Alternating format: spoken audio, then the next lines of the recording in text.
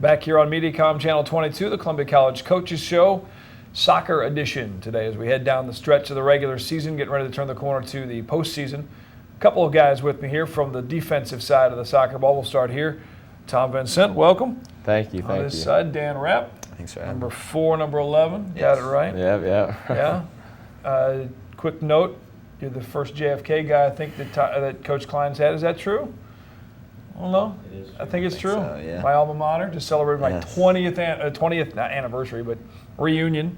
I know your dad's still the soccer coach at JFK, correct? Yes, Yeah? he is. Yeah. So, and then last year they made a Final Four run, so it was always good to see some JFK. Yeah.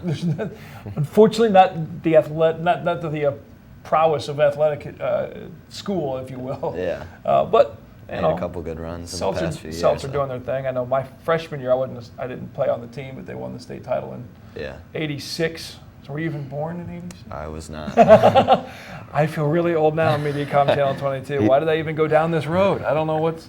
God, I need a yellow card on that one. Talk about playing a lot more playing time this year for you in the backfield with Columbia College soccer team. Talk a little bit about what your role's been like this year in your sophomore season.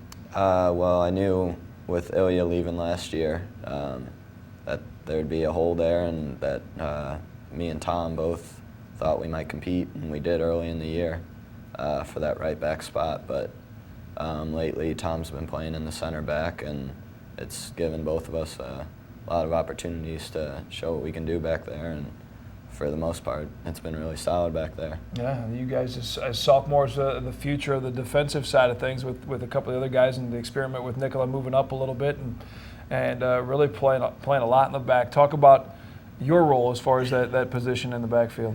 Yeah, I've been playing more in the middle lately with Rat being on the outside. And, just in the middle, you got to direct traffic. You got to let people know where to go, let them know if you're on. Because when you're in the middle of the field, you can see the whole field, and you got to be the general back there running things. And, so it's worked out pretty well. And, I feel comfortable playing in the middle, playing at right, just, wherever coach needs me. Senior night coming up, what have you learned from Ryan Goldcamp, if he even says anything? I know he leads by example for sure on the field, but he's a pretty quiet cat. What have you learned from number 20? Goldie's the model citizen. He never gets upset. He never yells at anybody. Everybody likes him. It's always like, Goldie. But no, especially that Park game, I was fired up. Everyone was fired up. Tough referee, tough crowd, but Goldie, man, he was calm as can be, and he just, always settles us down and gets us to play soccer and not worry about the referees and crowd. So. Yeah, and it's a big role, leadership role. And here, next season you'll be, looking ahead to next year, then you'll have even bigger role, leadership as juniors. But as you head down the stretch now, conference play is done. You finished third, most likely, getting ready for postseason. Obviously, the run you guys made last year gives you something to look at for the tournament. What are you pulling from some of the experience from last year to get ready for the tournament this year? I think last year during our run, we were really on a roll there, and guys had a lot of confidence. And I really think we're playing really good soccer right now, and definitely with some senior leaders, guys are getting ready for the postseason, and we all feel like we can make a run.